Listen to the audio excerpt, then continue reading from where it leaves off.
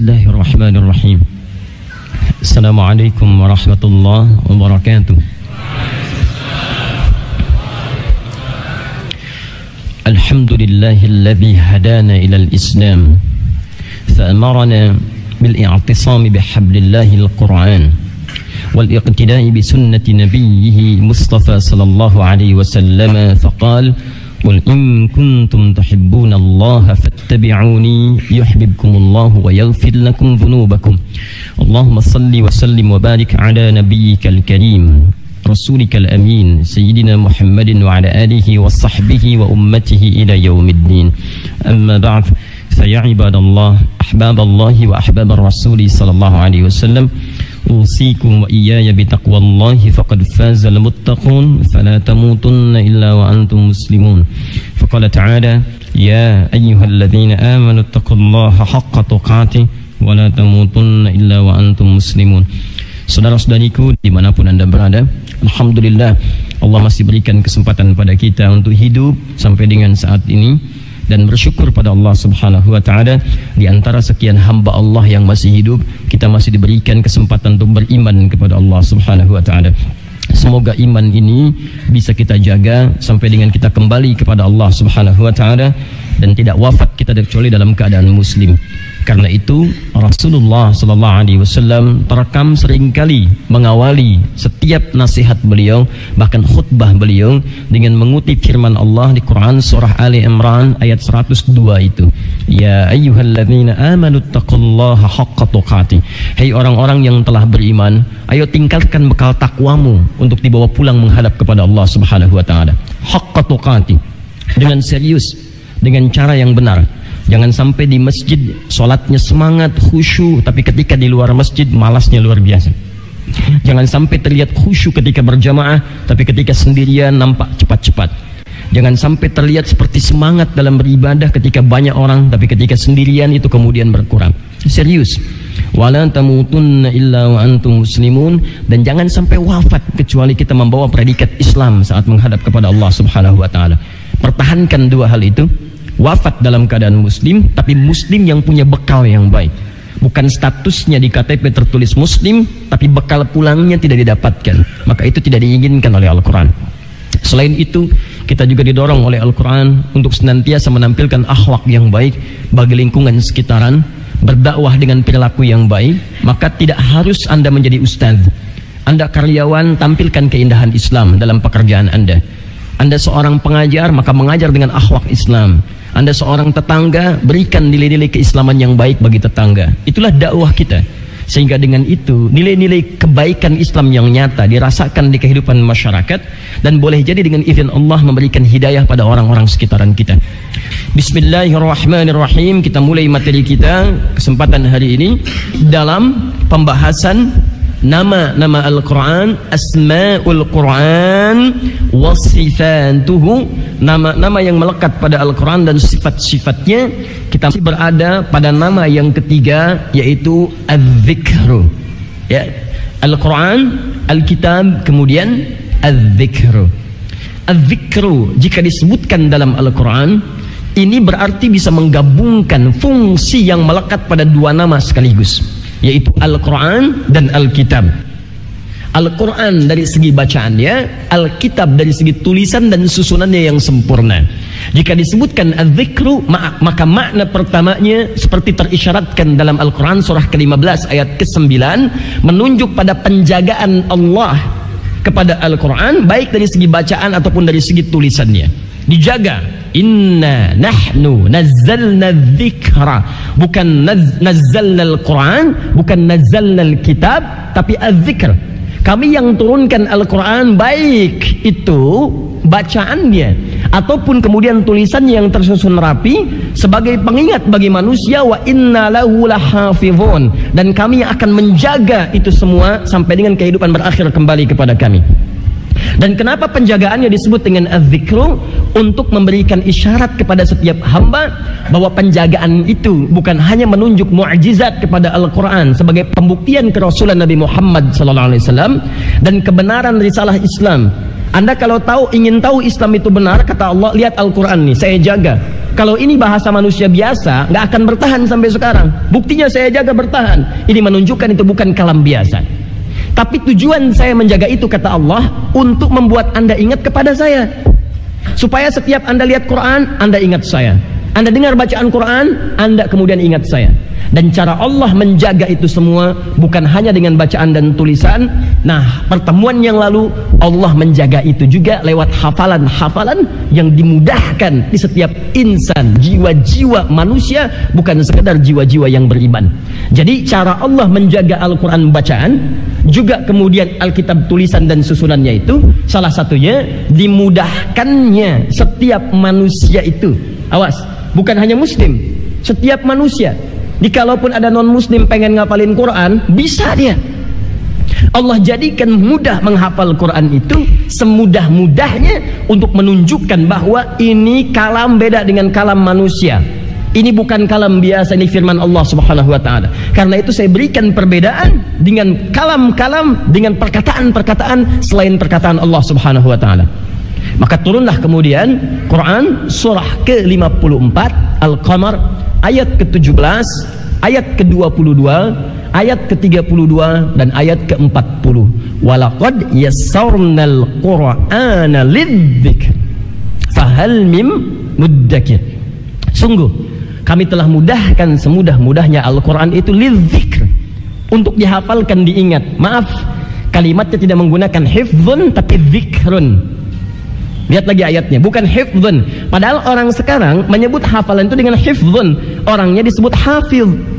Silakan tanyakan pada teman-teman Anda, kalau penghafal Quran itu disebut apa? Maka mereka akan menjawab hafiz. Hafiz, jamaknya huffaz. Tapi Al-Quran tidak menyebut mereka dengan hafiz. Dan proses hafalannya bukan hifdzun tapi zikrun. Ingat itu baik-baik. Zikrun. Seakan-akan memberikan kesan bahwa, ingat, gabungkan dengan pengertian yang pertama. Kalau disebutkan zikrun, itu artinya, awas, isyarat dari Allah untuk menjaga Al-Quran sifatnya abadi sampai kembali kepada Allah. Seakan-akan ketika Allah mengatakan walaqad yassarnal Qur'ana lidzikri, kami mudahkan Al-Quran itu semudah-mudahnya untuk dihafalkan sebagai pembuktian dari kami untuk menjaga Al-Quran dari sejak dia diturunkan. Bicara Allah menjaganya, tanamkan pada jiwa-jiwa orang beriman.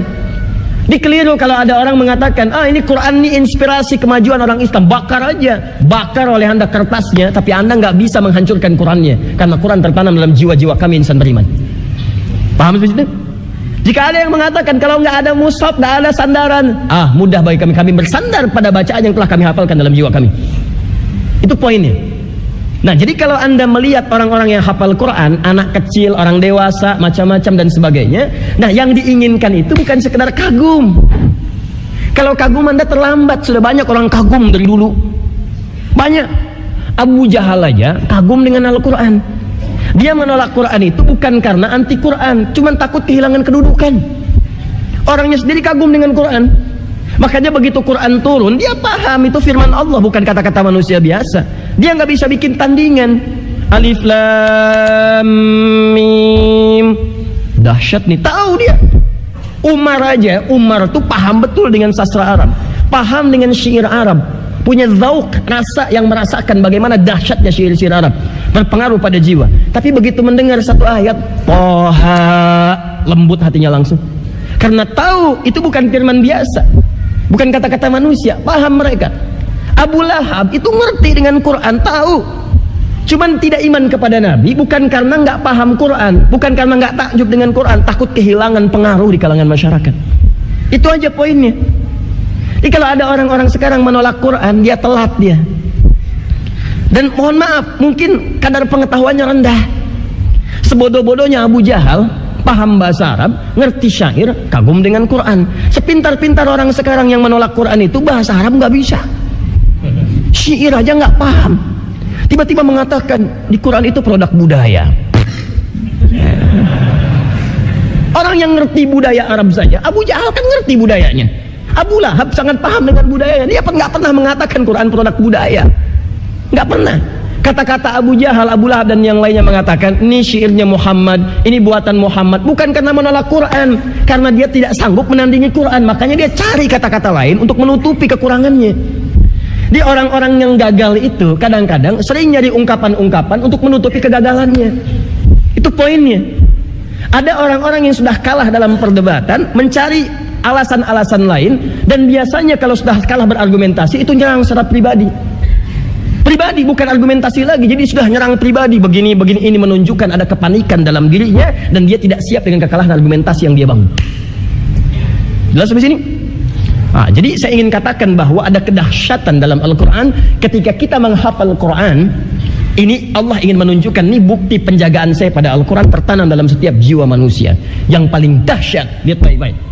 Anak kecil, orang dewasa, laki-laki, perempuan, mata sehat bisa melihat, mata tak mampu melihat. Otaknya sempurna, ada yang divonis lumpuh otak. Ada yang fisiknya sempurna, ada yang bahkan tangan kakinya sudah tidak berfungsi. Tapi dahsyatnya bisa hafal Al-Quran.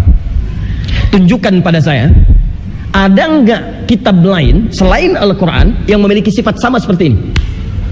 Dia bisa dihafalkan laki-laki perempuan, kecil besar, tua muda, laki-laki perempuan, terbatas tidak terbatas, maaf cacat atau sempurna. Tunjukkan pada saya sampai sekarang kitab mana yang mampu dihafal seperti Al-Quran.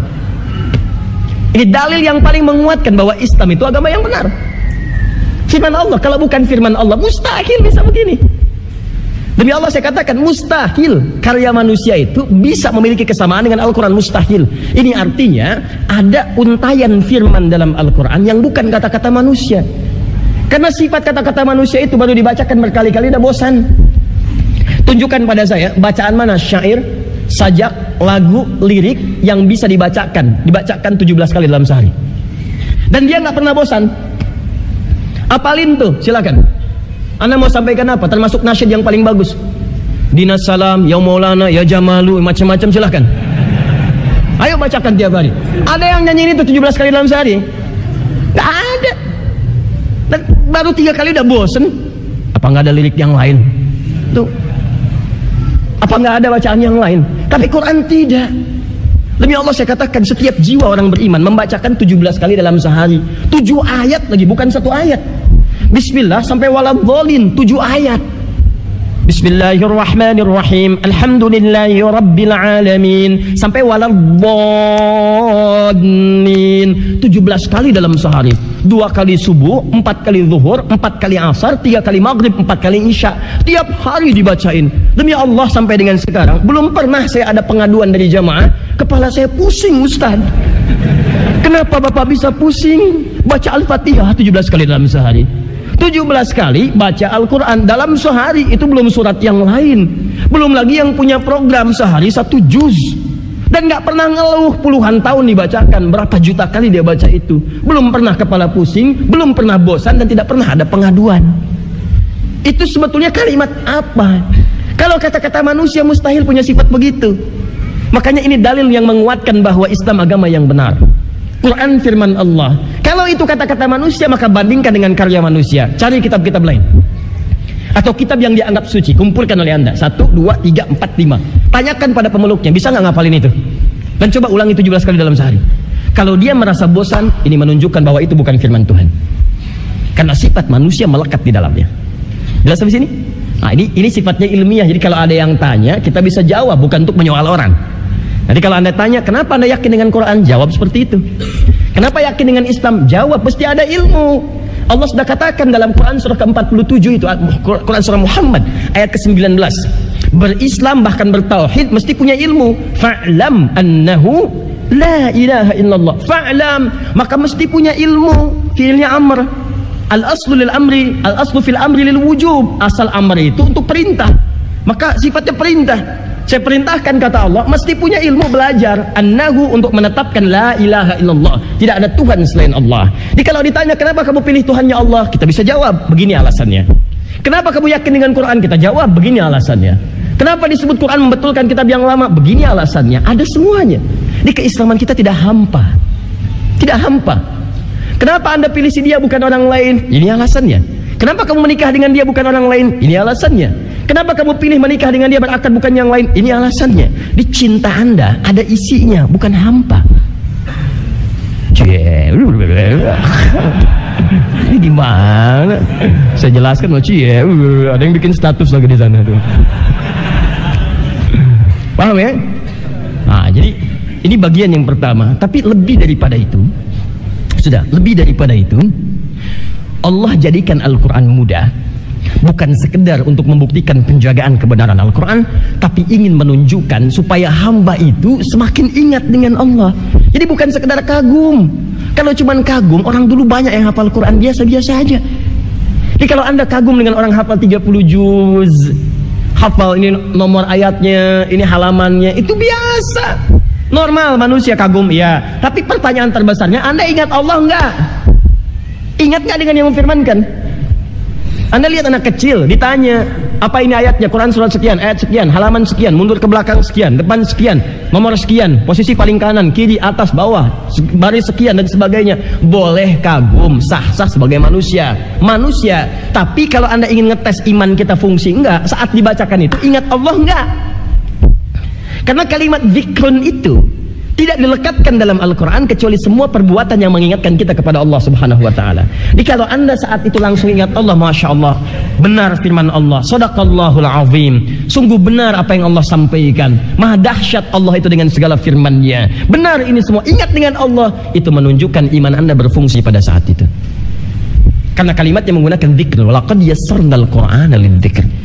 Tunduk anda merasa ada getaran dalam jiwa, ya Allah, anak kecil begini sudah hafal, kenapa saya yang dewasa belum bisa baca Quran? Bahkan dia cuma 4 tahun mata nggak bisa lihat hafal Quran, saya 40 tahun matanya melihat, untuk baca saja belum punya waktu. Ampuni saya ya Allah. Sujud dia, menangis dia, malam-malam dia berusaha bermohon supaya sebelum wafat bisa walaupun sekedar membaca Al-Quran dengan lancar. Dia pengen bawa pulang ke hadapan Allah Subhanahu wa ta'ala. Sebetulnya seperti itu manhajnya. Berapa banyak orang kagum dengan orang sekitarnya ketika dia dekat dengan Al-Quran, tapi kekaguman itu tidak mampu menembus relung hatinya yang paling dalam untuk mendekat kepada Allah Subhanahu wa ta'ala. Berapa banyak orang mengagumi orang-orang penghafal Quran, bahkan menyiapkan anaknya sebagai penghafal Quran, tapi dari sekian orang yang bersiap-siap itu dan kagum, berapa banyak yang ingat kepada Allah Subhanahu wa ta'ala? Ada nggak pengaruhnya untuk mendekat kepada Allah? Setelah itu berdoa, banyak tahajud, banyak kemudian berinfak, banyak baca Quran, banyak macam-macam. Ada nggak pengaruhnya? Jadi kalau cuma kagum, anda telat. Karena kalimat dzikrun ketika disebutkan ingin menunjukkan dampak kedekatan kita dengan Allah Subhanahu wa ta'ala. Paham? Ini bagian yang pertama. Bagian yang kedua, kata Allah dalam Al-Quran tadi, kami akan mudahkan semudah-mudahnya Al-Quran itu untuk dihafalkan. Maka siapa di antara anda yang mau menghafal Quran itu, bahkan dalam hadis nanti, yang hafalan itu kita bawa menghadap kepada Allah saat kita dihisab antara kita dengan Allah saja, tidak dengan yang lain. Dan saya berharap pada saat kita dihisab nanti, walaupun kita mungkin tidak bersama-sama dalam hisab itu, anda akan mengatakan kepada Allah, ya Allah, saya telah berusaha menghafalkan Quran ini sebelum menghadap kepadamu.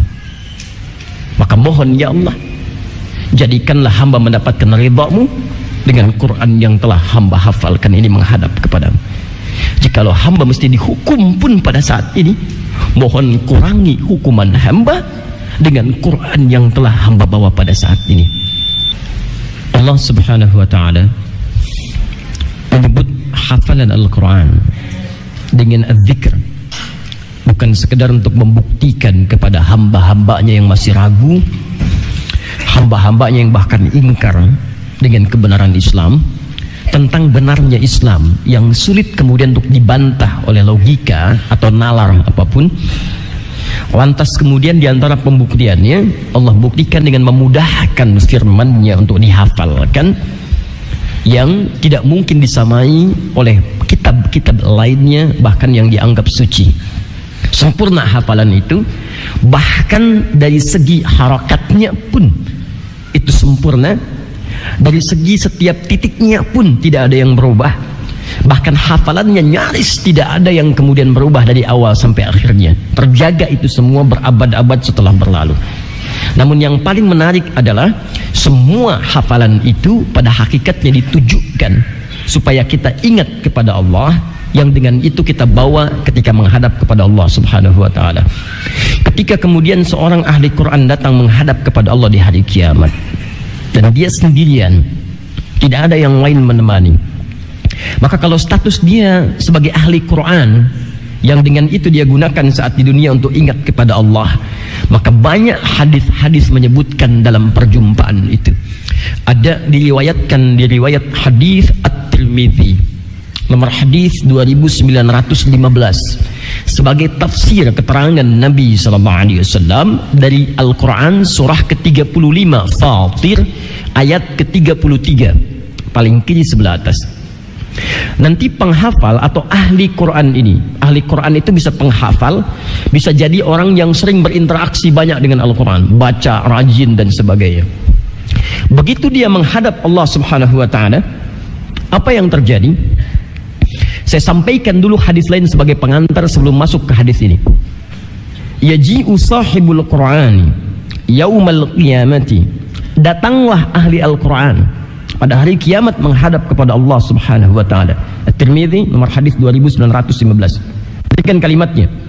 Begitu dia menghadap, kata Al-Qur'annya kepada Allah, kalimat pertamanya, awas hati-hati, Allahumma halli, ya Allah, hiasi orang ini, bedakan dengan orang yang bukan penghafal Quran dengan orang yang bukan ahli Al-Quran. Mohon hiasi ya Allah. Dahsyat sekali. Jadi Quran langsung kemudian memohon, ya, meminta kepada Allah Subhanahu wa ta'ala untuk memberikan syafaat kepada orang ini. Bahkan di hadis lain mengatakan, kata Nabi, Iqra'ul Qur'ana fa innahu ya'ti yaumal qiyamati syafi'an li ashabihi. Ayo anda sering rajin baca Quran, baca, tapi bukan bacaan biasa, ingat, karena Al-Quran ketika disebutkan interaksi dengannya dengan kalimat zikir, dia niat bacanya untuk ingat kepada Allah, bukan cuma baca. Kalau cuma baca saja, jangankan anda, anak kecil bisa, non muslim bisa belajar baca Quran. Apa perbedaan bacaan kita yang beriman dengan yang belum beriman? Apa perbedaan bacaan orang yang sudah masuk ahli hisab dengan yang belum dihisab? Perbedaannya adalah saat dia baca itu, bacaan itu mengingatkan dia dengan Allah. Dia niatkan. Minimal anda saat mau baca Quran itu, bayangkan saat perjumpaan menghadap kepada Allah, anda bawa bekal bacaan itu. Anda niatkan itu. Maka kalau anda niatkan seperti itu, di hari kiamat nanti, kalimat Nabinya jelas mengatakan, Quran itu akan jadi sahabat anda. Iqra'ul Qur'ana fa innahu ya'ti yaumal qiyamati syafi'an li ashabihi. Baca oleh kalian Al-Quran, maka dia akan datang di hari kiamat memberi syafaat kepada sahabat-sahabatnya. Kalimatnya sahabat, bukan pembacanya. Disuruh baca, tapi bacanya bukan bacaan biasa, jadi sahabatnya. Saya tanya pada anda, sahabat itu jauh atau dekat? Dekat. Kalau dia sedang terpisah jauh, ingat tidak? Ingat. Sahabat itu akan melukai sahabatnya atau tidak? Tidak. Sahabat itu akan memperlakukan baik sahabatnya atau tidak? Iya. Maka sahabat Quran itu, walaupun disebut oleh Nabi, dia baru bertahap belajar membaca. Karena dia sahabat, maka dia seakan-akan gak pengen jauh dengan Quran. Dia belum masuk dalam tahap hafalan, dia baca. Dia punya program, walaupun cuma sehari satu ayat, tapi dia gak mau jauh. Di bandara yang dia buka mushaf, di stasiun kereta yang dia buka mushaf, kayaknya nggak mau jauh. Saat nggak baca Quran, ingatan dirinya ada melekat pada Quran. Jadi kalau sehari nggak baca, ingat dia, ya Allah saya belum baca, itu yang disebut sahabat Quran. Kalau anda pun sudah jadi hafid, sudah jadi penghafal Quran, tapi nggak ada perasaan dekat dengan Quran, berarti anda belum jadi sahabat Quran. Tapi ada orang yang belum hafal Quran, hatinya lekat banget dengan Quran. Ya, Masya Allah, di zaman dulu ada kisah orang saleh. Imam An-Nawawi menyebutkan dalam bukunya, ada orang yang biasa rajin baca Al-Baqarah, Pak Bu. Dia belum hafal yang lain, cuma membiasakan setiap mau tidur baca Al-Baqarah, baca Al-Baqarah, saking cintanya dengan Al-Baqarah. Karena hadis tadi kalau diteruskan, Iqra'ul Qur'ana fa innahu ya'ti yaumal qiyamati syafi'an li ashabihi. Teruskan, waqra'u zahrawaini Al-Baqarah wa Ala Imran. Awas hati-hati, fa innahuma ta'tiyani yaumal qiyamati ka'annahuma ghamamatan. Atau paling minimal kata Nabi, kalau belum bisa seluruhnya Al-Quran, biasakan baca Al-Baqarah dengan Ali Imran. Karena di hari kiamat nanti dia akan datang memberikan naungan awan kepada yang biasa membacakannya. Di saat hari kiamat nanti menggelegar, kemudian orang-orang dihisab merasakan kepanasan luar biasa. Ada 7 golongan yang dinaungi. Sab'atun yadhilluhumullahu fi dhillin yawma la dhilla illa dhillu. 7. Al-imamul adil, ada imam yang adil. Ya, awas, ada rajulan yatahabba fillah, ada 2 orang yang saling mencintai karena Allah. Ya, Allah. Ada rajulun kana qalbuhu muta'allaqan bil masajid. Ada seorang pemuda yang hatinya lekat dengan masjid, ahli masjid, rela masjid dia, bukan Real Madrid. Oh, dekat dengan masjid. Cuma orang-orang ini 7 golongan tadi itu dalam satu naungan 7 golongan. Yang elit itu ada. Dia punya payung sendiri, punya naungan sendiri. Jadi kalaupun dia keluar dari 7 ini naungan ini, payung ini ngikutin dia tuh. Ka'annahuma ghamamatan, awan yang menaungi. Awan. Ghamam itu satu. Baca Quran surah kedua Al-Baqarah ayat 57. Wa dhallalna 'alaikumul ghamama wa anzalna 'alaikumul manna wassalwa. Paling kiri sebelah bawah. Ghamam itu awan indah yang menaungi, sejuk. Ada orang di hari kiamat begitu dahsyat suasananya, panas luar biasa. Ini santai jalan-jalan. Siapa yang menaungi? Al-Baqarah dan Ali Imran. Ada orang soleh di masa lalu, kisah nyata. Dia membiasakan baca Al-Baqarah, baca Al-Baqarah, baca Al-Baqarah. Satu kali dia tertidur, nggak sempat baca Al-Baqarah. Tidur dia. Ini kisah nyata. Tiba-tiba terbangun dia tengah malam. Astagfirullah, bangun dia. Kata temannya, terbangunkan, kata temannya, apa yang terjadi dengan kamu? Allahu Akbar. Laqad natahatnil baqarah. Tadi mimpi saya diseruduk sapi betina. Laqad natahatnil baqarah. Saya ditanduk sama Al-Baqarah. Bangun dia malam harinya. Dia ingat rupanya malam itu dia belum membaca surah Al-Baqarah. Saking dekatnya dengan surah itu, dalam mimpinya surah itu datang mengingatkan dia, kamu belum baca saya. Saya mau tanya pada Anda, pernah nggak punya hal seperti itu teringat dalam diri Anda? Tiba-tiba di Anda merasa malam ini, ya Allah belum baca Al-Quran, lalu Anda buka. Pernah nggak? Kalau Anda punya perasaan seperti itu Anda, artinya Anda sudah dekat dengan Al-Quran. Jaga itu sampai kembali kepada Allah. Orang-orang yang punya kecintaan kepada Al-Quran, melekat dalam dirinya Al-Quran, tidak ingin jauh dengan Quran, maka kata Nabi, orang itu saat di hari kiamat, langsung ketika dihisab Qurannya bicara kepada Allah. Syafi'an di ashabihi, dia akan memohon syafaat kepada Allah bagi para sahabat-sahabatnya. Langsung memohon kepada Allah. Dan akan beda, sahabat itu nggak akan menyakiti. Makanya nggak akan bicara kepada Quran hal-hal yang menyakiti Al-Quran. Mengingkari Al-Quran itu menyakiti Al-Quran. Menuduh Al-Quran produk budaya itu menyakiti Al-Quran. Hati-hati. Dan cara berinteraksinya pun beda. Pegang mushafnya lain. Dia perlakukan mushaf disimpan di tempat yang mulia. Tidak dibawa ke tempat-tempat yang penuh dengan kotoran atau suasana yang tidak bagus. Dia perhatikan betul. Begitu sampai di hari kiamat menghadap kepada Allah, Anda tidak percaya, itu pilihan Anda. Tapi kita akan lihat di hari kiamat siapa yang bahagia, siapa yang kemudian wajahnya dibenamkan oleh Allah dengan perasaan yang sangat luar biasa. Jauh tertunduk, diberikan menghitam wajahnya, suwaddat wujuhum. Hati-hati. Dikata Al-Quran, ya Rabb halli, ya Allah mohon hiasi orang ini, dia sahabat saya. Bedakan dengan yang bukan sahabat saya. Fayulbasu ilaihi tajul karamah, maka dipakaikan di kepalanya mahkota kehormatan. Kalau dia penghafal Quran dan itu difasilitasi oleh orang tuanya, Masya Allah, maka orang tuanya pun akan dimintakan langsung dipakaikan mahkota oleh anaknya ini di kepala orang tuanya, yang sinarnya disebutkan dalam riwayat itu lebih terang daripada sinar yang masuk ke dalam rumah kita. Terang. Lalu Qurannya berkata, Allahumma halli, ya Allah tambahkan, berikan perhiasan yang lain, bedakan dengan fasilitator. Fayulbasu ilaihi libasul karamah, maka dipakaikan jubah kehormatan. Ada gelang-gelang, ada mutiara, ada macam-macam, halal semuanya. Itu yang disebutkan di Quran surah Fatir ayat 33 itu, yuhallawna fiha min asawir jannatu adnin yadkhulunaha. Ada para penghafal Quran yang masuk lewat surga Aden. Yuhallawna fiha min asawir. Cara masuknya bukan masuk biasa, dipakaikan jubah-jubah kehormatan. Masya Allah, ada gelang-gelang emas macam-macam, indah. Jadi Anda akan tahu kalau itu ahli Quran.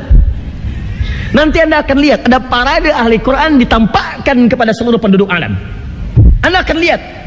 Jadi kalau Anda melihat orang-orang pakai jubah, pakai mahkota macam-macam di hari kiamat, ketahui dari sejak sekarang, maka mereka adalah ahli Quran, dimuliakan oleh Allah. Bahkan nanti yang paling dahsyat, diberi kesempatan kalau benar mereka, orang tuanya beriman, keturunannya beriman, maka mereka akan jadi pemimpin dari keluarga besarnya yang menggandeng bapak ibunya, semua keturunannya masuk ke dalam surga bersamaan, diparadekan langsung. Itu ada di Quran surah ke-13 Ar-Ra'd ayat 23 sampai 24 dengan kalimat yang sama awalnya, jannatu 'adnin yadkhulunaha wa man salaha min abaihim wa azwajihim wa dzurriyyatihim wal malaikatu yadkhuluna 'alaihim min kulli babin salamun 'alaikum bima sabartum fa ni'ma 'uqbad dar. Mereka masuk ke surga menggandeng bapak ibunya, pasangannya, suami gandeng istri, istri gandeng suami, anak-anak keturunan, diparadekan keluarga besar masuk ke surga. Dan hebatnya mereka masuk melalui setiap pintu surga disambut oleh malaikat. Malaikat berkata, salamun alaikum bima sabartum. Selamat ya, kamu sabar jadi ahli Quran saat di dunia. Yang lain ahli Quran, kamu ahli Quran. Yang lain ngejar dunia, kamu ngejar akhirat. Kamu tidak kehilangan dunia diberikan oleh Allah, tapi kamu memikirkan banyak tentang akhirat sampai menghafal Quran. Sempat-sempatnya jadi ahli Quran. Kami muliakan, silakan nikmati semua kenikmatan yang belum pernah dilihat, didengar, dirasakan, dan bahkan dilambunkan oleh banyak orang saat di dunia. Masuk dia. Itulah kemuliaan terbaik ketika seorang ahli Quran menghadap pada Allah Subhanahu wa taala. Ada pembaca yang membiasakan baca, ayo silakan one day one juz, one day one ayah. Ya, silahkan. Dan itu tidak susah teman-teman. Tapi yang mau saya katakan, apakah ayat yang Anda baca itu menjadikan Anda dekat dengan Allah? Tidak. Ada perasaan iman menguat nggak? Karena kaidah Quran tuh gini, kaidahnya. Jangankan dibacakan, diperdengarkan aja. Kalau imannya benar, itu muncul kedekatan kita dengan Allah. Buka Quran surah ke-8, Al-Anfal ayat kedua. Innamal mu'minuna alladzina idza dzukirallahu wajilat qulubuhum wa idza tuliyat 'alaihim ayatuhu zadatuhum imana wa 'ala rabbihim yatawakkalun. Lihat ayatnya. Pakai adatul hasri dalam ilmu nahwu. Innama adatul hasri. Orang beriman yang sesungguhnya itu terbatas. Di antara mereka adalah orang-orang yang saat kemudian disebut nama Allah ada getaran dalam jiwanya. Ya 5 kali lah diperdengarkan nama Allah, 5 kali dari subuh sampai malam. Ada nggak getaran dalam jiwa? Allahu Akbar, Allahu Akbar. Begitu mendengar kalimat Allah, ada nggak getaran di jiwa? Kalau Anda sudah beriman, minimal Anda ingat, ya Allah sudah azan. Ada sentuhan di jiwa itu. Nah, kalau ada perasaan seperti itu, maka iman kita diakui oleh Allah Subhanahu wa taala. Kalau nggak ada perasaan itu, mesti hati-hati. Apalagi kalau Anda mengatakan di KTP-nya Muslim, itu mesti hati-hati. Karena ada persoalan serius dengan iman Anda. Allahu Akbar, Allahu Akbar. Ya, adanya suaranya gede banget sih. Nah, itu ya, pasti ada masalah. Saya katakan hati-hati. Dan kalau menemukan yang seperti itu, kita doakan supaya ada kelembutan dalam jiwa. Kemudian ajak, jangan dicela. Kalau ada muslim beriman, tetangga masjid, dan dia belum tersentuh untuk ke masjid, maka hukumnya ajak dia ke masjid, bukan dicela. Apa hukumnya tetangga masjid yang belum mau ke masjid? Haram, bakar rumahnya. Bakar enak aja. Fikih dakwah didahulukan daripada fikih ibadah. Dahulukan, ajak. Mungkin Allah jadikan dia tetangga Anda karena cuma Anda yang bisa ngajak, yang lain nggak bisa. Makanya Anda yang dijadikan tetangganya. Malamnya Anda sujud minta, ya Allah lembutkan tetangga saya, lembutkan hatinya ya Allah. Nggak ada di masjid, tunggu besok lewat. Pak sehat, alhamdulillah baik. Iya, masya Allah. Tadi saya lihat bapak nggak ada di masjid. Oh iya pak, saya di rumah tadi. Oh baik. Besoknya lagi, lewat lagi. Masya Allah, tanya pak sehat, alhamdulillah. Tadi saya nggak lihat bapak nggak ada di masjid. Iya, titip salam aja ya. Masya Allah, misal kan. Berarti hatinya belum kuat. Baik, besok lagi Sabtu masih libur, datang. Bawa lagi buah. Masya Allah, Pak, saya kira bapak sakit udah 3 hari nggak ada di masjid. Ini mohon maaf, barangkali ada buah. Masya Allah, kan besok ya tanpa Anda minta ke masjid, dia ke masjid. Bahkan dia bisa duluan. Begitu Anda datang, assalamualaikum Pak, kok terlambat hari ini? Kalau bapak nggak ke masjid, saya bawain buah ke rumah. Bisa begitu, paham ya? Dan itu indah gitu, tidak melukai siapapun. Tidak melukai, tapi itu indah. Begitu dia datang, Masya Allah. Anda coba deh, silahkan. Dan itu akan menjadi anugerah terindah yang kau miliki. Nah, dari tadi nggak selesai. Paham ya? Nah, sekarang, ya Allah, bagaimana caranya kami jadi ahli Al-Quran? Engkau katakan Al-Quran itu mudah untuk dihafalkan sebagai pembuktian dari mukjizat Al-Quran yang mendekatkan kami denganmu. Sekarang kami ingin tagih janji itu. Bagaimana Al-Quran menjadi mudah untuk dihafalkan? Ya Allah, anak kecil gak bisa lihat, mudah hafal Quran. Saya sudah dewasa, kok sulit? Apa yang salah dengan saya? Maka kita ambil prinsip-prinsip dasar kemudahan menghafal Al-Quran seperti langsung disebutkan oleh Al-Quran. Jadi ini bukan metode dari si fulan atau si fulana, yarhamkallah, tapi langsung keterangan dari Al-Quran. Dan ini semua, ini akan menjadi dasar dari semua penghafal Quran. Mulanya dari sini. Tapi ingat baik-baik, yang dimaksud uraian ini adalah hafalan yang membawa Anda naik status menjadi sahabat Al-Quran sampai kembali kepada Allah. Nanti kalau menghafal biasa pun akan mudah, tapi statusnya akan beda. Dan nanti indikatornya ada nggak manfaat dari ayat yang dihafalkan kepada diri Anda. Karena nanti ada penghafal Quran, hafal dia bisa mudah, cuma Qurannya tidak memberi manfaat bagi dirinya. Awas, hati-hati itu. Nanti akan kita lihat setelah ini selesai, saya akan masuk kepada klasifikasi para penghafal Quran. Dan Anda mesti hati-hati. Kalau Anda masuk kepada dua golongan, Anda mesti berpindah status pada golongan yang ketiga. Jelas? Baik, kita mulai Al-Quran surah ke-54.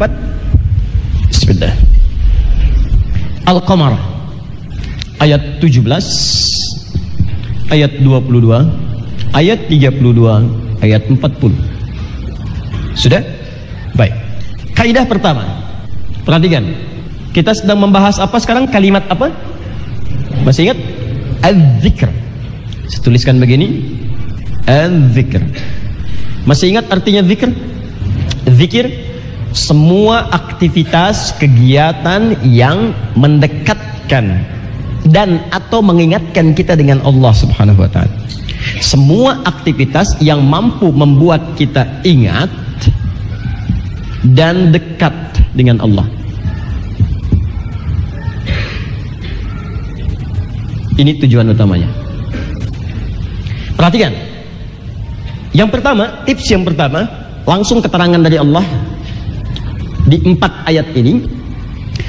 Walaqad yassarnal Qur'ana lidzikr. Perhatikan ayatnya. Dan sungguh kami telah mudahkan Al-Quran semudah-mudahnya untuk dihafalkan, untuk diingat. Kalimat hafalnya bukan menggunakan kata al-hifdhu begini, tapi menggunakan kata az-zikr ini.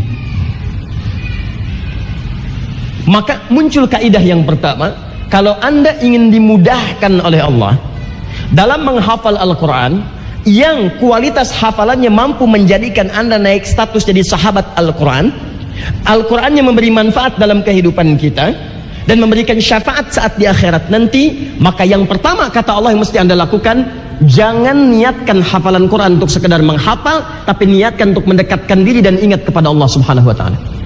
Di pertama, perbaiki niat dalam menghafal. Lakukan karena Allah. Jadi mulai Anda pertama kali mulai akan menghafal, niatkan betul hafalan ini sebagai wasilah untuk mendekat kepada Allah, supaya ingat. Sebelum mulai berdoa kepada Allah, minta, ya Allah, hamba sadar selama ini hamba jauh darimu. Hamba seringkali berbuat maksiat dan hamba tidak tahu kapan hamba wafat. Tapi mohon ya Allah, hamba bertobat. Malam ini hamba mohon ya Allah, bimbing hamba untuk menjadikan sisa hidup hamba yang tidak tahu kapan hamba berpulang sebagai bagian dari ahli Al-Quran.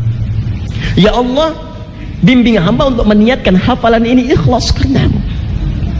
Mohon ya Allah, saat hamba kembali kepadamu, jadikan Quran sebagai teman dan sahabat hamba. Minta. Begitu Anda niatkan dan kemudian Anda mulai mencoba menghafalkan, demi Allah saya katakan akan terjadi perubahan pada cara menghafal Anda. Tiba itu seketika ada kekuatan luar biasa membuat Anda cepat untuk menghafal. Kalau nggak percaya silahkan coba, tapi dengan niat yang benar. Maaf saya tanya sebentar, siapa yang cita-cita paling mulianya ingin jadi hafidh? Boleh angkat tangan. Hafidh. Nah, Masya Allah. 1, 2, 3. Yang hafidhah, Masya Allah, sudah ganti nama aja jadi hafidh dan hafidhah. Kan tadi saya katakan, kalau pengen jadi ahli Quran, tepikan keinginan-keinginan yang lain. Kalau niat Anda menghafal Quran sekedar jadi hafid, gak usah menghafal, ganti nama aja jadi hafid. Rasul ganti jadi hafid, Adi ganti jadi hafid, selesai. Dan ini persoalan terbesarnya di sini. Banyak orang tua memasukkan anaknya ke rumah Quran, ke pondok Quran, karena cita-citanya bukan ingin dekat dengan Quran, bukan ingin ingat Allah. Cita-citanya anak saya harus jadi hafid. Itu masalah. Anak saya mesti jadi hafidhah. Saya sering katakan kalau cuma sekedar pengen jadi hafid, nggak usah menghafal, ganti nama aja. Makanya Al-Quran tidak disebut hafal dengan hifdun. Hifdun ini orang yang disebut hafid. Menghafal Quran kalau ingin sekedar jadi hafal saja. Menghafal Quran sekedar jadi penghafal saja. Dan gak ada dampak dari hafalannya. Yang hebat itu cuma ketika ditanya bisa jawab. Ayat berapa, halaman sekian, nomor sekian, kanan, atas, kiri, bawah, ke tengah dikit, mundur 3 langkah. Hafal lagi.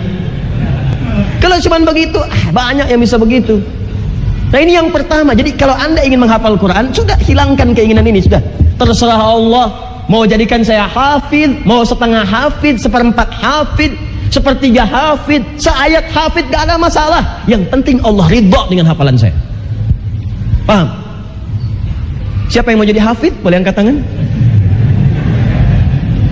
Tuh. Kalau masih ada yang ngangkat, tutup kita kajian malam ini. Bisa. Enggak, ini contoh saja. Tidak dilarang kalau ingin jadi hafid, silahkan. Tapi persoalannya adalah ketika Anda meniatkan seperti itu, maka persoalan terbesar Anda nanti tidak akan mendapatkan status sebagai dzakir. Dzakir, zikrun, orang yang disebut dengan dzakir, orang yang menghafal Quran untuk mendekat kepada Allah Subhanahu wa taala. Orang yang menghafal Quran untuk ingat dengan Allah Subhanahu wa taala. Makanya dulu penghafal Quran tidak pernah disebut hafid. Disebutnya hamilul Quran. Orang yang mengandung Al-Quran. Kalau banyakkan hamalatul Quranil Karim. Ketika mengandung Quran dia menjaga kandungannya. Seorang ibu mengandung dia jaga kandungannya. Makan makanan yang baik, berperilaku yang sehat. Apalagi mengandung Al-Quran, maka mustahil dia menyentuh yang haram. Karena akan menghancurkan Quran yang telah dia hafalkan.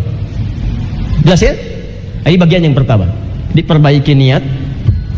Awas, demi Allah saya katakan, kalau Anda tidak percaya silahkan kembalikan pada keinginan masing-masing. Tidak sedikit orang menghafal Quran hanya untuk merubah status dari yang biasa menjadi ini. Atau untuk mencari gelar ujungnya Al-Hafid, Al-Hafid, Al-Hafid dan sebagainya. Untuk apa? Paham?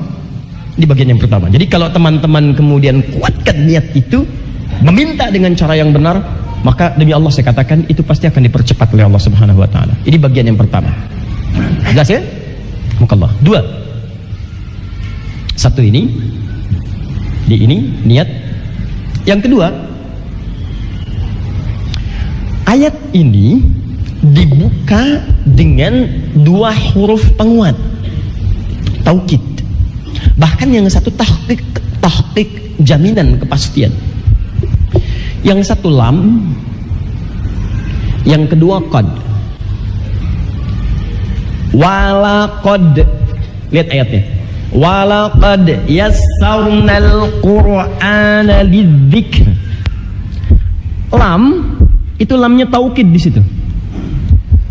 Taukid itu artinya memastikan pada yang ragu. Ya. Jadi kalau Anda ingin meyakinkan pada seorang yang ragu, gunakan lam di depannya. Ankihuka fi hadzal syahr.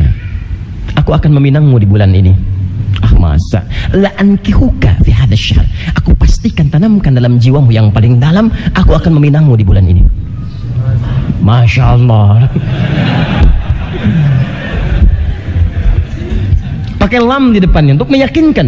Jadi kalau ada yang ragu dengan pernyataan, gunakan lam di depannya. Tapi kalau kemudian lam aja masih belum kemudian membuat dia yakin, dan Anda ingin memberikan kepastian tentang pernyataan itu, maka gunakan qad setelah lam itu. Maka qadnya bukan sekedar taukid tapi tahqiq namanya. Walaqad, lam dengan qad. Tidak dimasukkan qad kepada lam kecuali ada memang keraguan yang dalam. Jadi dia mau yakin tapi masih ada keraguan. Baiklah, aku percaya denganmu. Tapi masa iya sih? Ya. Masih ada kalimat itu, maka Anda tegaskan dengan menggunakan qad. Dengan qad, pakai qad. Bahkan rubah kalimatnya dari mudhari jadi madhi. Madhi untuk memastikan. Madhi liifadatil istiqbal. Fiilnya kata kerjanya madhi, bentuknya past tense, tapi maknanya bisa present, bisa continuous, bisa future. Anda katakan, walaqad nakahtuka fi hadzal syahr. Saya pastikan padamu ya. Demi Allah saya katakan, lam, tanamkan dalam jiwamu. Aku akan datang menemui bapakmu kalau perlu malam ini juga. Oh, asik, masya Allah.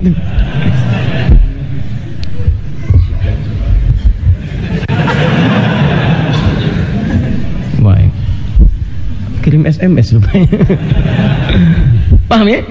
Jadi lam dengan qad, pakai lam, pakai qad, tambah lam, tambah qad, meyakinkan dengan kuat. Maksud saya ingin katakan begini.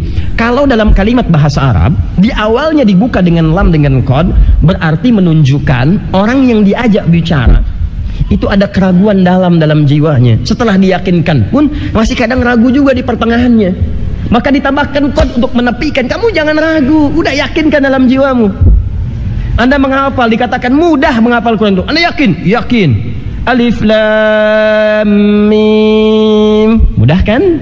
Mudah. Begitu sampai di ayat yang kedua, ketiga, kok susah ya? Nah, mulai itu. Yakinkan pada dirimu, Quran itu mudah, Quran itu mudah, Quran itu mudah. Siap menghafal? Siap. Begitu lihat mushafnya, tebal juga ya. Oh, kok ayatnya panjang ya? Itulah kenapa menggunakan qad setelah lam. Apa faidahnya dalam hafalan itu? Maka keluarlah hukum. Hukumnya adalah dari keterangan dua huruf ini ada pesan dari Allah langsung disematkan pada kita.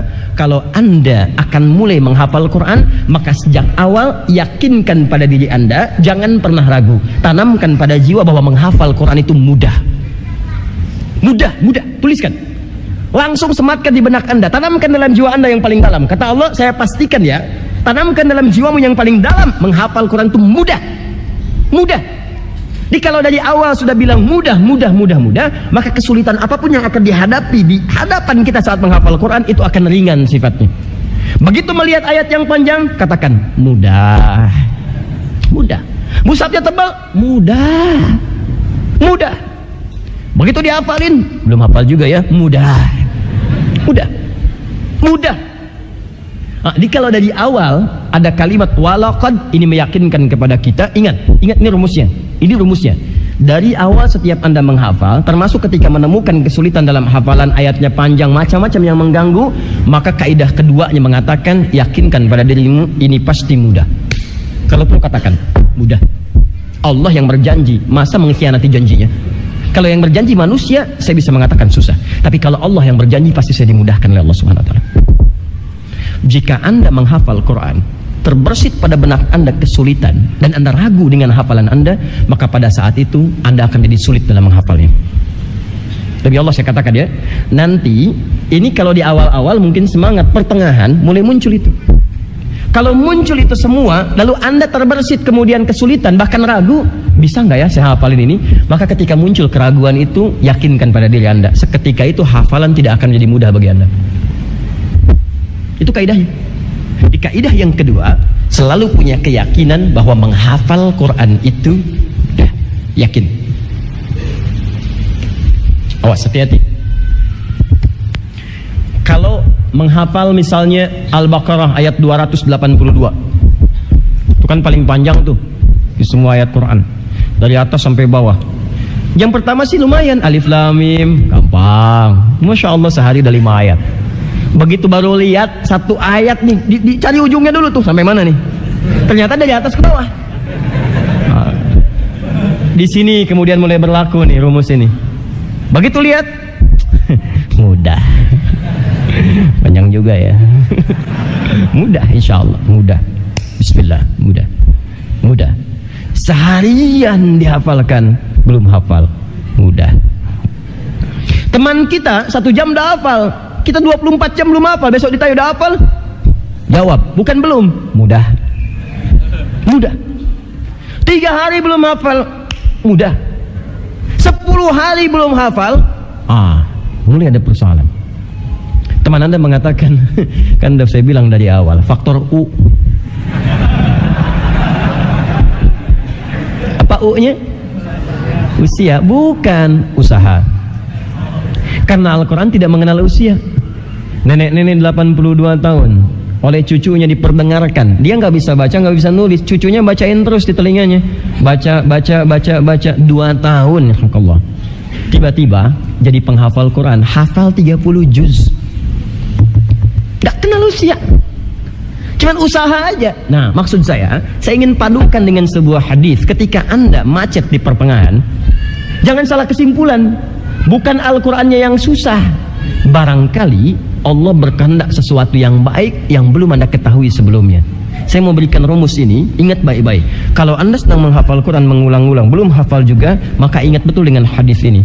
Hadisnya ada di At-Tirmidzi, nomor hadis 2010 dan 2020. Ingat ya? Baik. Jelas? Sekarang perhatikan hadisnya. Haddatsana qala Rasulullah sallallahu alaihi wasallam bima ma'na, telah menyampaikan kepada kami, telah bersabda Rasulullah sallallahu alaihi wasallam, man qara'a harfan min kitabillahi, siapa yang membaca satu huruf saja dari kitabullah Al-Quran, falahu asyru hasanat, dia mendapatkan nilai 10 kebaikan di sisi Allah. Hasanah itu jangan diukur 10 itu 1, 2, 3, 4, tidak. Saya sering ajarkan di hadis Muslim saja. Ini Anda datang ke masjid sudah mendapatkan 25 hasanah. Jarak satu ke dua 500 tahun, 2 ke 3 500 tahun. Jangan dikira setiap hasanah itu nilainya kecil. Kala. Itu infak aja, satu hasanah itu begitu masuk, nilainya paling kecil 700 kali lipat, paling kecil. Al-Quran begitu dibaca sehuruf nih, satu huruf ya, bukan satu ayat, satu huruf, 10 kebaikan. 10. Walam aqul alif lam mim harfun. Saya tidak katakan, kata Nabi, alif lam mim satu huruf, walakin alifun harfun, lamun harfun, mimun harfun. Tapi alifnya satu huruf, lamnya satu huruf, mimnya satu huruf. Walikulli harfin asyru hasanat. Setiap hurufnya 10 kebaikan. Kalau saya baca misal alif lam mim, berapa huruf saya baca? Baik, hitungan biasa 3 kali 10 dapat 30 kebaikan. Tunjukkan kepada saya di mana ada penghafal Al-Quran cuman baca satu huruf. Satu. Penghafal Quran itu mustahil baca sehuruf aja, mustahil. Mustahil. 2 huruf nampaknya tidak. Nun. Alhamdulillah, Allah berikan kemudahan dalam menghafal. Sudah dulu enggak ada. Toha 20 hari ini. Terima kasih ya Allah, Engkau berikan kemudahan kepada saya. Ada. Tidak ada. Dan yang kedua, sifat penghafal Quran itu akan selalu mengulangi ayat yang dia hafalkan. Dia ulang-ulang. Beda dengan pembaca. Kalau pembaca sekali baca selesai. Dzalikal kitabu la raiba fihi hudal lil muttaqin. Selesai, baca. Tapi penghafal tidak. Begitu dia menghafal ayat ini, dzalikal kitabu la raiba fihi, la raiba fihi, dzalikal kitabu la raiba fihi, dzalikal kitabu la raiba fihi, hudan dzalikal kitabu la raiba fihi, hudan lil muttaqin, dzalikal kitabu la raiba fihi, dzalikal kitabu la raiba fihi, hudan lil muttaqin, dzalikal kitabu la raiba fihi, hudan lil muttaqin, dzalikal kitabu la raiba fihi, hudan lil muttaqin. Berapa huruf yang saya bacakan tadi? Saya tanya pada Anda, berapa akumulasi pahala yang Allah berikan pada orang ini ketika dia mulai terus mengulang-ulang ayat itu? Demi Allah saya katakan, saat Anda macet di ayat terpanjang dalam Al-Quran dan Anda memandang dengan akal Anda kesulitan menghafalkannya, maka pada saat itu pandanglah dengan iman Anda. Barangkali saat detik itu Allah bukan ingin memberikan banyak ayat yang Anda hafalkan, tapi Allah ingin melimpahkan banyak pahala yang Anda butuhkan. Hei fulan, saya jadikan dia cuma 1 jam hafal karena pahala dia udah banyak. Dia dari dulu ngapalin Quran, dosanya dikit, amalan banyak, malam-malam tahajud, Senin Kamis puasa. Ya kamu kemana aja? Baru ingat saya 3 hari ini, baru pengen jadi ahli Al-Quran 2 hari ini. Terus kamu pengen kemudian hafal dengan cepat? Tidak, aku inginkan kamu banyak mendapat pahala untuk menutupi dosa-dosa yang kemarin pernah kamu lakukan. Setelah itu aku akan percepat melebihi teman-temanmu yang lain. Jadi kalau anda macet dalam satu ayat, bayangkan pada saat itu bukan Allah menginginkan kita lambat dalam menghafal, tapi Allah ingin mengalirkan pahala untuk menutupi dosa-dosa kita di saat itu. Jelas ya? Ini cara menghadapi. Jadi kalau anda cara berpikirnya demikian, akan selalu mudah dalam menghafal Quran. Dari Allah saya katakan pernah ada satu mukhayyam, kegiatan daurah untuk menghafal Quran dalam 30 hari. Ada anak yang saat datang dari nol dia belum hafal tuh hari pertama. Gak ada hafalan masuk, gak ada macam-macam masuk, dimotivasi. Setelah itu dia mendekat kepada Allah, rajin berdoa, macam-macam mohon dan sebagainya. Hari ke-27, dia hafal Quran 30 juz. 30 juz. Perhatikan bagaimana Allah mengangkat derajat orang ini dulu. Kitabku ini mulia, ini firman suci. Aku hanya ingin mudahkan jadi sahabat Quran bagi orang yang hatinya sudah suci. Aku ampuni dulu dosanya supaya bersih dari kotoran. Sekarang kamu hafalkan. Kalau sudah seperti itu, maka Masya Allah, ada kenikmatan dah hafalkan. Seakan-akan gak ada yang susah, ringan. Dan seakan-akan anda sudah paham di mana kuncinya. Ini kunci masuknya, ini keluarnya, ini yang paling gampangnya, ini kemudian yang mirip-miripnya. Anda ngerti itu. Begitu dibacakan, anda tuh kalau udah hafal Al-Baqarah aja, sananya tuh mudah semua. Gampang, ringan. Kayak seakan-akan yang tadinya Allahu Akbar sebulan baru dapat 1 halaman, setelah itu sehari 2 halaman Anda dapatkan. Itu pengen lagi sampai ujungnya terasa mudah. Susah itu terakhir nanti. Bukan susah ayatnya, tapi susah mengucapkannya. Begitu telah selesai 113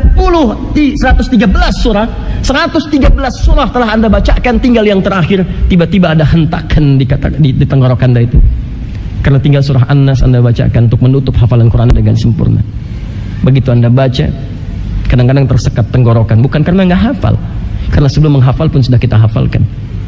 Tapi ada kebahagiaan tersendiri, seakan-akan ada sesuatu ditimpakan pada diri kita, dan itu nggak bisa dinilai dengan apapun dalam urusan dunia. Begitu Anda bacakan Qul a'udzu birabbin nas, air mata mengalir. Karena Allah akan mengganti status Anda pada hari itu sebagai hamilul Qur'anil Karim, dan Anda akan dijaga oleh Allah. Bahkan saat wafat, jasad Anda dijaga oleh Allah sampai dibangkitkan dalam keadaan yang sangat sempurna. Dan itu anugerah. Bahkan orang tua ketika mendengar anaknya sudah masuk ke derajat itu, Allahu Akbar, lunglai tangannya, jatuh dia, bersujud, seakan-akan dunia sudah nggak ada nilainya. Dan itu cuma Al-Quran. Tunjukkan pada saya mana orang hafal kitab sucinya yang punya perasaan seperti itu. Tunjukkan. Saya nggak usah sebutkan lah nama-nama kitab yang dianggap suci sekarang. Coba, tapi tunjukkan kepada saya. Ada orang hafal kitab A, kitab B, kitab C sampai jatuh tersungkur, nangis, ada harum mendalam, kecuali Al-Quran. Ini kitab apa gitu bisa memberikan dampak yang luar biasa? Ini kitab apa yang bisa mengalirkan air mata? Dan air mata itu kan nggak mudah keluar. Itu kalau nggak berasal dari fitrah yang paling dalam, itu nggak mungkin bisa keluar. Itu ada dorongan yang sangat kuat. Begitu Anda mengatakan Qul a'udzu birabbin nas, malikin nas, ilahin nas, min syarril waswasil khannas, nggak sanggup Anda, diam dulu. Alladzi yuwaswisu fi sudurin nas, begitu minal jinnati wan nas. Allah. Anda diam, dan guru Anda datang memeluk Anda dan mengatakan, Masya Allah, ya ahlal Quran, ya ahlal Quran, ahlal Quran. Lalu Anda berdoa bersama-sama guru Anda, minta supaya dijaga Qurannya tetap melekat pada Anda, menemani Anda sampai menghadap kepada Allah Subhanahu wa Ta'ala. Dan itu indah sekali. Kalau Anda mau coba silahkan. Begitu Anda mendapatkan itu semua, demi Allah saya katakan, dunia sudah nggak ada nilainya. Anda pegang uang nggak ada artinya. Demi Allah saya katakan, Anda kendaraan nggak ada artinya. Anda mau coba apa saja, Anda mohon pada Allah, diberikan. Silahkan. Tapi menghafal dengan cara yang benar. Karena ada orang yang hafal 30 juz, tapi cara menghafalnya tidak benar. Akhirnya ayat Quran itu dia gunakan bahkan untuk memenuhi kebutuhan nafsunya. Bahkan ini melekat pada penceramah, pada ustadz. Ada yang membuat fatwa hanya untuk urusan dunia. Saya diambil ayat-ayat Quran, dia potong-potong bahkan untuk memenuhi hajat dunianya. Itu disebut oleh Quran sebagai penghafal yang zalim. Quran surah ke-35 ayat 32. Wa minhum zalimun li nafsihi. Ada orang yang dipilih hafal Quran tapi zalim dia, zalim pada dirinya, menempatkan ayat Quran bukan pada tempatnya. Allah tanamkan di lisannya qul huwallahu ahad. Katakan Allah yang esa. Dia hafal tapi enggak menempatkan ayatnya, lisannya bisa mengatakan semua agama sama. Itu penghafal yang zalim. Penghafal yang zalim. Dia menipu. Padahal di ayatnya mengatakan wailul lil mukadzibin, celaka para pendusta itu. Dia berdusta. Bahaya. Bahaya. Dia menyuap, dia gibah. La yaghtab ba'dukum ba'dha, hafal ayatnya tapi bergibah dia. Dia berselisih, la yasfa qaumin qaum. Dia hafal ayat tapi senang berselisih. Apa faedahnya ayat yang dihafalkan? Enggak ada manfaatnya. Maka dari itu saya sering katakan, kalau ada penghafal Quran senang berselisih, ngaji Quran senang mencela, itu pasti ada yang salah, pasti ada yang keliru. Kita nggak harus menyoal orang untuk apa, tapi kita bisa memperbaiki diri. Ada sesuatu yang harus diperbaiki gitu. Jelas ya?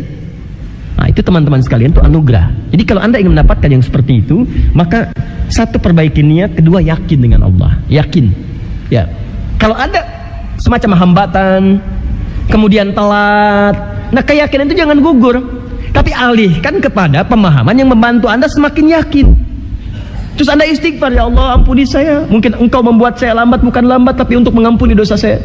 Saya menyesal ya Allah, dulu mengabaikan waktu saya ya Allah, mengabaikan aktivitas saya, banyak tentang urusan dunia ya Allah, saya jarang mengingat, ampuni saya ya Allah. Begitu anda istighfar tuh, istighfar, minta ampun dari dosa, itu lebih cepat tuh, biasanya lebih cepat.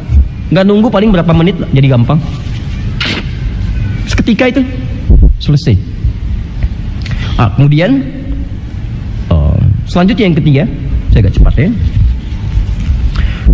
Walaqad, lam dengan qad sudah, wawunya ataf kepada sebelumnya, jadi tidak perlu saya tafsirkan. Zikr sudah. Yang ketiga, yassarnal Quran. Yassara, kalimatnya menggunakan yassara. Niat, perbaiki, yakin. Yang kedua, tiga, yakinkan. Apa yang diyakinkan itu? Bahwa menghafal Quran itu yusrun. Yusrun. Apa itu yusrun? Bukan sekedar mudah, tapi sangat mudah. Very, very easy. Mudah. Sangat mudah. Jadi gini, di bahasa Arab itu ada dua yang menunjuk kata mudah. Satu, sahlun. Kedua, yusrun. Sahlun. Hadzal amr sahla. Ini hal gampang ini. Tapi kalau gampangnya menggunakan sahlun, itu artinya gampangnya, mudahnya relatif sifatnya. Mudah bagi si fulan belum tentu bagi yang lain. Itu sahlun. Sifatnya disebut dengan sahlah. Ya, sahlun. Sifatnya disebut dengan sahlah. Allah. Kemudahan yang relatif. Ya. Bahasa Arab mudah? Bahasa Arab mudah ya? Mudah? Kata siapa? Ya akhi, هذا سهل جدا.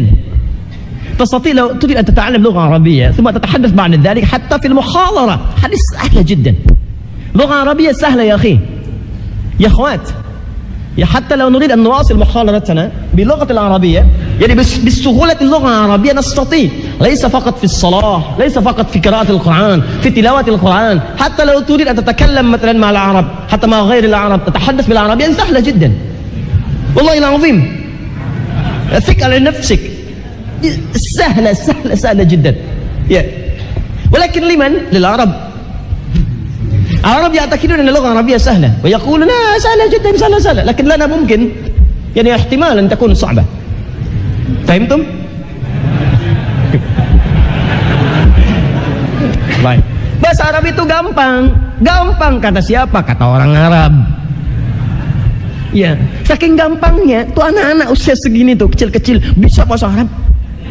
Betul, saya waktu di Libya, ke Mesir, ke Arab Saudi, ke Tunisia, anak-anak kecil begini, Assalamualaikum Syekh, kaifa halak? Bisa.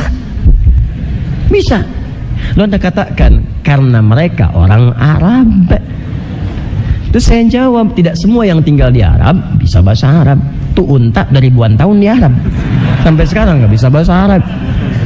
Tuh BO Bekasi bawa ke Mekah 2 hari, kifahaluk Masya Allah. Kata para pakar bahasa, itu kembali kepada keinginan kuat untuk bisa mempelajarinya. Tapi prinsipnya kemudahan yang relatif. Tuh. Paham ya? Relatif. Sama dengan bahasa Indonesia. Orang Arab pun kalau mau belajar bisa, tapi kemudahan yang relatif. Cuma kalau sudah menggunakan kata yusrun itu artinya mudah semudah-mudahnya tanpa batasan. Mau orang Arab, orang Cina, orang India, orang Jepang, orang Amerika, orang Afrika, dari Sabang sampai Merauke, siapapun mau menghafal Quran dijadikan mudah. Kemudahan yang sifatnya komprehensif, berlaku holistik untuk semua kalangan, maka itu disebut dengan yusrun dalam bahasa Arabnya, yusrun. Karena itu silahkan cek di dalam Al-Quran, ketika Allah menyebutkan kemudahan tidak pernah menggunakan kata sahlun, selalu menggunakan yusrun. Inna ma'al usri yuridullahu bikumul wala yuridu bikumul walaqad yassarnal Qur'ana lidzikr. Yusrun. Nah, yang memudahkannya bisa Allah mengatakan begini, yasara yuyassiru atau yasara yasiru, tapi menggunakan tasydid untuk menguatkan. Fungsi tasydid bisa berarti munajjaman, sesuatu yang berlangsung secara bertahap, bisa berarti tauqidan lil fi'li, menguatkan sebuah pekerjaan. Seakan-akan Allah ingin katakan, hei, saya yakinkan padamu, saya kuatkan ya, menghafal itu betul-betul mudah. Kalau kalian nggak percaya, lihat tuh anak kecil tuh yang bahkan matanya nggak bisa lihat. Kalau masih belum percaya, lihat tuh anak kecil yang lahirnya lumpuh otak. Kalau belum percaya, lihat tuh orang tua yang 90 tahun, yang 100 tahun. Saking mudahnya mereka bisa. Kenapa kamu yang sehat 15 tahun, 25 tahun, 35 tahun masih pada semangat? Ayo bangkit, yakinkan pada dirimu itu mudah. Aku buat semudah-mudahnya. Yakin? Jadi kalau Allah sudah meyakinkan, kenapa kita tidak yakin? Makanya kalau Anda di pertengahan ini tadi ingat, maaf terhambat, yakinkan mudah, dia aja bisa, masa saya enggak? Ya Allah, Engkau Maha Adil, Kau janjikan. Al-Quran langsung berdoa tuh, biasakan berdoa. Jadi kalau di tengah-tengah berdoa, di awal berdoa, akhir berdoa, usahakan begitu. Awal minta kemudahan, di tengah-tengah minta kelancaran, begitu selesai minta kepada Allah supaya hafalan Anda dijaga. Jelas ya? Nah, kemudian yang terakhir, ketika 3 hal yang diungkapkan, langsung Allah mengajak, bahkan menantang Anda semua. Siapa yang ingin mengambil kemudahan ini untuk dipraktekkan dalam kehidupan? Cuman yang paling menarik, ketika Allah meminta kita menghafal, kalimatnya menggunakan alif, lam, zal, kaf, ra, lidzikri. Tapi ketika mengajak, lam alif, alif lamnya berubah jadi mim, zalnya berubah jadi dal, muddakir, bahkan ada tasydid. Kenapa berubah? Kenapa kalimatnya menggunakan muddakir? Itulah yang akan kita bahas dalam perjumpaan yang berikutnya. Jadi teman-teman sekalian, saya ingin mengajak kepada Anda seluruhnya, dari materi ini yang telah kita bahas bersama-sama, untuk semua bersama-sama berikrar untuk menjadi ahli Al-Quran. Siap insya Allah? Ya. Ini saran saya, kalau mau dipraktekkan silahkan. Pulang dari sini, gak mahal kok. Kalau ada kesulitan kasih tahu, kita saling bantu. Kita saling bantu. Anda beli speaker aktif, cari aja.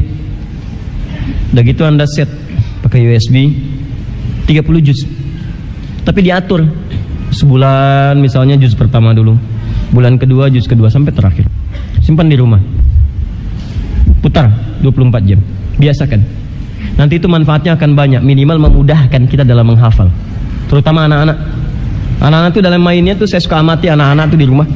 Di kalau dalam main, mereka dalam kesadaran mereka itu, kadang-kadang di bawah sadarnya, mainannya sedang menggunakan balok, tapi dia ikuti bacaan Quran yang berbunyi lewat speaker aktif itu.